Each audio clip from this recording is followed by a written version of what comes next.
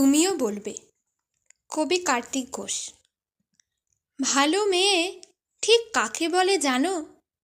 ভালো ছেলে মানে কি? তুমিও বলবে। সহজ প্রশ্ন। মাপকাঠি একটি।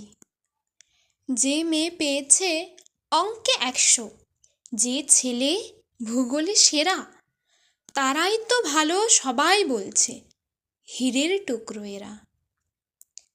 কাগজে ওদের ছবি ছাপা হয়, টিভিতে দেখায় মুখ। ওদের জন্যে আমারও তো ভাই আনন্দে ভরে বুক। তবু কেন জানো তোমাকে বলছি, দেখে শুনে পাই ভয়। শুধু এত এত নম্বর পেলে কি ভালো ছেলে মেয়ে হয়? আচ্ছা, ধরো না যে মেয়ে পেয়েছে অঙ্কে অনেক কম, তার গান শুনে মুগ্ধ সবাই, হাততালি হরদম।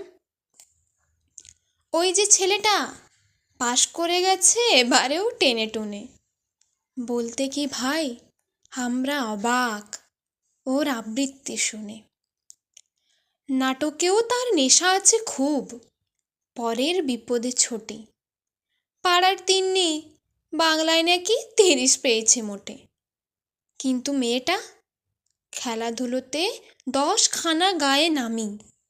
সত্যিই বলো তো, তুমিও বলবে ওরা নয় কেউ দামি?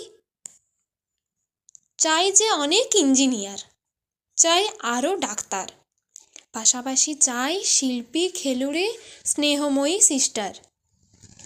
কম নম্বর পাওয়া ছেলেটাই কারিগর বলি আজ। দেশটা গড়তে তার হাতে দেখো কত দরকারি কাজ। পরের দুঃখে কাতর যে মেয়ে মুখটি করেছে কালো, কম নম্বর পেয়েছে বলে কি বলবে না ওকে ভালো?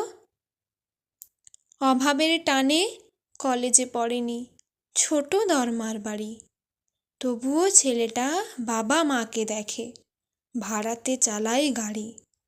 তাই বলছি কি, শুধু নম্বরে হয় নাকি মাপকাঠি? ভালো ছেলে মেয়ে বলতে কি ভাই, মানুষ চাইছি খাঁটি।